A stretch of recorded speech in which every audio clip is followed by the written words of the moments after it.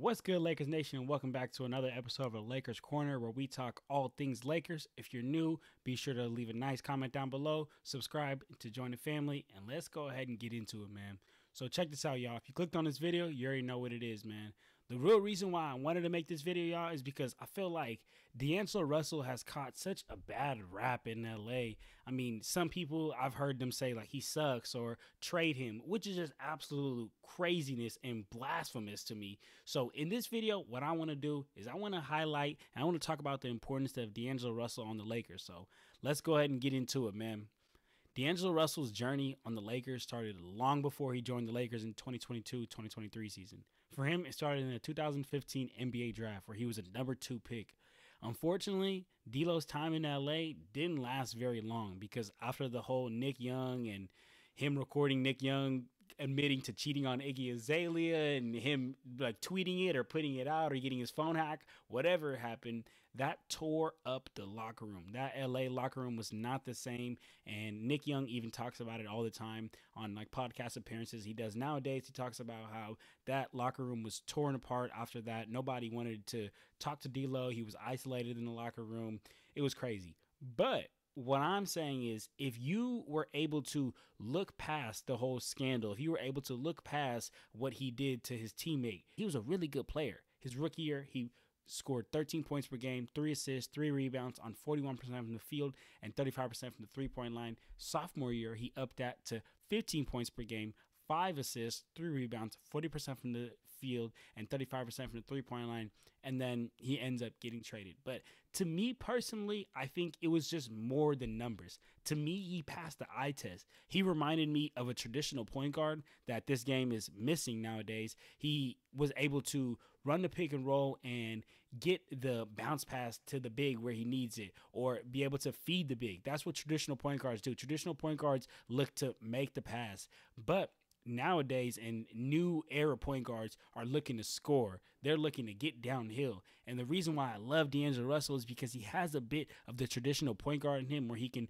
make the right pass, whether it be a lob, whether it be a bounce pass. But he also has this new era of point guard in him where he's able to create for himself, whether it be going to that little midi, whether it be him coming downhill and drawing the foul. He's always been able to do both. So even when he got traded and he was in Brooklyn, when he was in Golden State, or when he was in Minnesota, or even now back in LA, I've always advocated for him. So why stop now?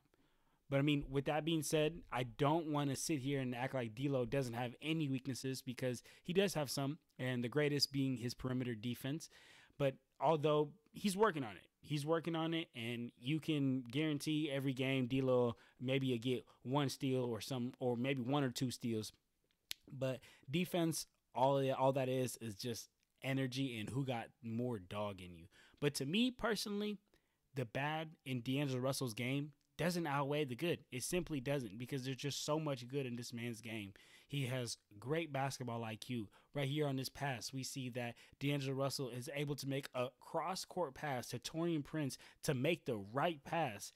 Great basketball IQ, and he also has great court vision. Like I just mentioned, right there on that play you guys just saw, he made the right pass at the right time, and that was from his peripheral. And D'Angelo Russell does that all the time. Another thing that D'Angelo Russell does that's great for the Lakers is he's able to play multiple roles. He can play on the ball and be this point guard that we've been seeing him do, but he can also play off the ball if need be. Let's say LeBron wants to be the playmaker. Let's say LeBron wants to be the point guard. You can put D'Angelo Russell off ball as a spot-up shooter. He's shooting 40% on catch and shoot. When D'Angelo Russell does run the offense and he is the point guard, he allows LeBron to be able to run the lanes and not force LeBron to be that playmaker, be that point guard. D'Angelo Russell is also an NBA vet. He's been in the league for 9 years now, so he knows the ins and outs of the league, and that's going to be great. But the real reason why I made this video, y'all, and the number one reason why D'Angelo Russell is a perfect fit for the Lakers and why he's so important to the Lakers, is because of D'Angelo Russell's playmaking ability. D'Angelo Russell's playmaking ability is absolutely elite, especially when you pair that up next to a player like Anthony Davis, who needs easy buckets fed to him. Anthony Davis is a type of player who he wants to get in position and get the ball fed to him, then he'll go to work. He's not the type of guy where he's going to bring the ball down court, shimmy, shimmy, shimmy, and then go get a bucket. He wants to get in his possessions, be fed the ball, and then go to work. And when LeBron James, who is 38, when he needs a rest or when he's out or when he's sitting out a game, the next best player on the Lakers to do that is D'Angelo Russell, because like I mentioned, he has the ability to get AD the ball, but he also has the ability to go get himself a bucket, forcing the defense to kind of have a choose your poison. Well, how do you want to die? You want to die with an AD bucket, or do you want to die with D'Lo being able to get to the hoop or hitting his mid rangers? Because let's be honest, y'all. When Anthony Davis is healthy, this man is generational talent. He can do literally everything on the court. So as an organization, it's smart, and you would be benefiting your team to do everything possible to keep him on the court for as long as possible. Because yes, he's injury prone, but when he's on the court, you want to maximize his ability to play out there. And I think that by putting a player like D'Angelo Russell next to him, you can do that, man, because D'Angelo Russell gets him the ball where he needs it. Right here in this pick and roll situation, it's not AD, it's Hayes, but you can see that D'Angelo Russell is able to put the ball right exactly where Hayes needs it. Or right here on this post entry pass, D'Angelo Russell gets the ball right where AD wants it. AD is able to then go to work and get to the hoop, man. So I just want to highlight, because I just feel like there's a lot of mixed feelings and mixed emotions with D'Lo out there. Like I mentioned in the beginning, some people are saying trade him for other pieces that will help us win a championship. But I think unless you're bringing a superstar, D'Lo is the absolute perfect point guard to have there, because he complements Anthony Davis, and he's the player that Anthony Davis needs. In my opinion, I'll be real, I think D'Lo's passing and his playmaking ability is equal to what a superstar passing and playmaking ability would bring to the Lakers. But the only issue is the Lakers, well, not the issue, but the good thing for the Lakers is the Lakers don't have to pay superstar money for that, because that's about it that D'Angelo Russell does at a superstar level.